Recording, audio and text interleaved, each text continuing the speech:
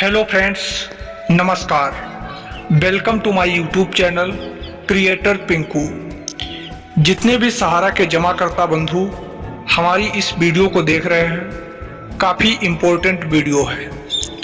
क्या important video है, इसकी चर्चा अब मैं करने वाला हूं। जैसा कि आप सभी लोग जानते ही हैं, काफ़ी दिनों से हमारे गरीब सहारा पीड़ितों का पैसा फंसा हुआ है।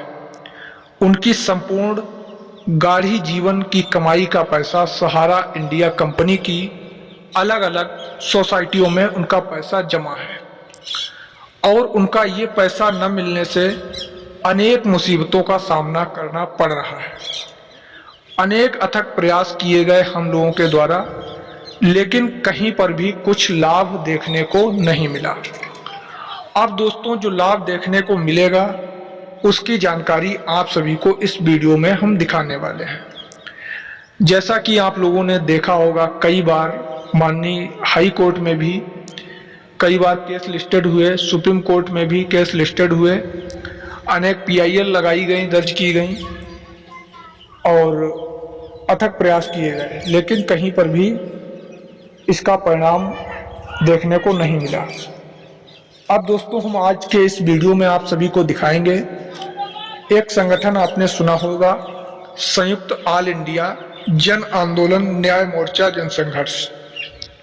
इस संगठन के राष्ट्रीय सचिव अभय देव शुक्ल जी हैं और सेकेंड नंबर पे आते हैं सतीश कुमार चतुर्वेदी जी।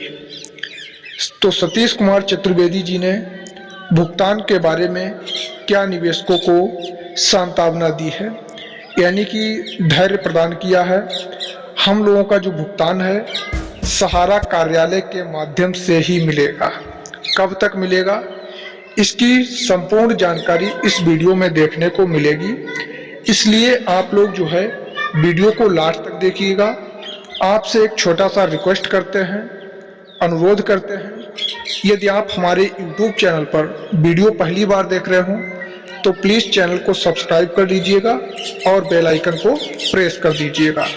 हम आपका कीमती समय ना वेस्ट करते हुए सीधे मेन टॉपिक पर चलते हैं और यहीं से हम अपने वीडियो को स्टार्ट करते हैं दोस्तों। जी सर, एक छोटी सी आपको बात बता दें कि पल्स कंपनी एक हुआ करती थी और वो 2014 से बंद हो गई। उसमें लूडा कमेटी गठित हुआ और उसमें आदेश सुप्रीम कोर्ट ने किया कि आप इसका भुगतान कर दें। तो 2014 से लेकर 2024 तक आज 19,999 तक ही पेमेंट हो पाया, ऊपर पेमेंट नहीं हुआ, क्योंकि वहां संगठन उसके साथ नहीं था और पब्लिक की तरफ से कोई एडवोकेट अधिवक्ता खड़ा भी नहीं हुआ और PIL दाखिल भी नहीं हुआ। अब हम अपने प्रश्न पर आते हैं।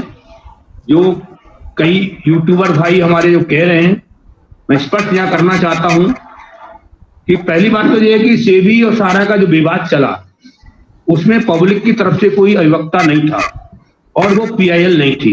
यहां मैं स्पष्ट करना चाहता हूं, वो PIL नहीं थी, वो सुप्रीम कोर्ट ने, सेबी ने पंगा लिया सहारा से और सुप्रीम कोर्ट ने आदेश कर दिया 2012 में कि 15% ब्याज के साथ रियल एस्टेट हाउसिंग का भुगतान कर देना चाहिए, क्योंकि हमारे अंधभक्त थे सहारा में काम करने वाले और उन्होंने पेपर को पलट दिया।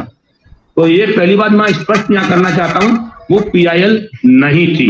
अगर कोई व्यक्ति कह रहा है तो गलत कह रहा है और भ्रमित कर रहा है। अब हम आते हैं यहाँ पे दूसरे प्रश्न पर कि लोग कह रहे हैं कि PIL नहीं लग सकती और PIL लगाने गए तो वो रेट लग गई, रेट याचिका लग गई।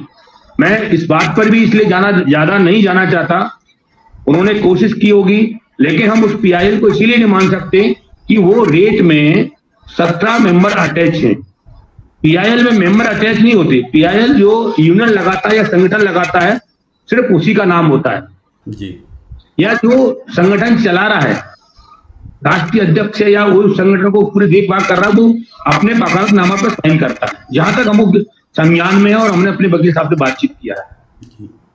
कई लोग कह रहे हैं कि ये लोग बिजनेस कर रहे हैं, धंधा कर रहे हैं, तो मैं ऐसे लोगों से कहना चाहता हूं पीआईएल के संदर्भ में, मान लीजिएगा कि नागिन कुशवाहा जी ने रेट पिटीशन लगाया, मान लिया, लेकिन वो लोगों को इंटरवियर करेंगे, उसमें लोगों को जोड़ेंगे, ये उनका दिशा निर्देश है उनके वकील का। मैं तो इसमें उस विषय में कुछ नहीं कहूंगा, लेकिन हाँ इतना जरूर कह सकता हूं कि उन्होंने लड़ाई लड़ करके संयुक्त ऑल इंडिया जन आंदोलन संघर्ष न्याय मोर्चा के साथ खड़े हुए, उन्होंने लड़ाई लड़ना सीखा संगठन के साथ, और लीगल भी वो हमारे साथ गए। जाने के बाद हमारी बातचीत हुआ, लेकिन उनको ऐसा लगा हमसे कुछ, तो उन्होंने जाकर के अलग संगठन बनाया और संगठन बना के उन्होंने रेट याचिका लगा दी। मैं मानता हूं, मैं दोष नहीं देना चाहता, बट वो सुप्रीम कोर्ट तक तो गए ना, वो सिंगल गए, लेकिन जो लोग रोकना चाह रहे हैं कि आंदोलन करिए और रेट पिटीशन या पीआईएल नहीं लग सकती, मैं ऐसे अधिवक्ता से या ऐसे यूट्यूबर भाई से या जो बैनर लगा करके अपना लोगों को भ्रमित कर रहे हैं, मैं उनसे आगाह करना चाहता हूं, क्या श्रीमान जी आज दिन तक आपने किसी संगठन के साथ आंदोलन में खड़े हुए? क्या एक जिले से दूसरे जिले गए? क्या एक राज्य से दूसरे राज्य तक गए? अगर इतनी आपके अंदर हिम्मत थी तो आपको आंदोलन जबरदस्त करना चाहिए। किसने आपको रोका? चक्का जाम करना चाहिए, भूख हड़ताल करना चाहिए। हाँ, मैं मानता हूं कि हमारे अंदर इतनी शक्ति नहीं है, क्षमता नहीं है पैसा खर्च करने की, तो हमको सबसे सहयोग लेना हमारी मजबूरी है, क्योंकि हम आंदोलन भी करेंगे तो टेंट लगाएंगे तो कहां से लगाएंगे, पानी की व्यवस्था करेंगे तो कहां से करेंगे, माइक लगाएंगे तो कहां से करेंगे। जैसा कि आप लोगों ने पूरी वीडियो क्लिप को देख लिया होगा, समझ में खुद आ गया होगा कि क्या पूरी वीडियो क्लिप के दौरान आपको मैसेज मिला।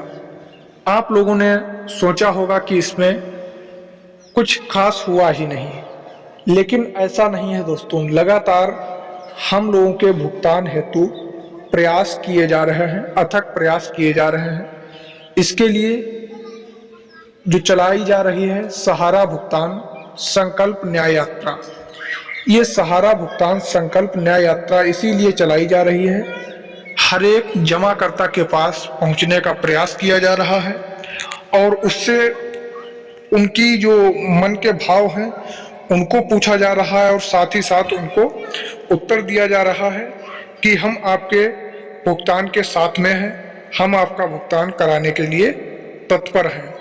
सभी का भुगतान हम लोग कराएंगे। इस संगठन में जितने लोग भी जुड़े हुए हैं सभी लोग भुगतान कराने के लिए हमेशा तत्पर हैं। तो यही आज की इस वीडियो में लेकर के आए हुए थे। वीडियो कैसी लगी नीचे कमेंट सेक्शन में जरूर लिखें। मिलते हैं फिर नेक्स्ट नए वीडियो में, तब तक के लिए आप सभी को जय हिंद, नमस्कार दोस्तों।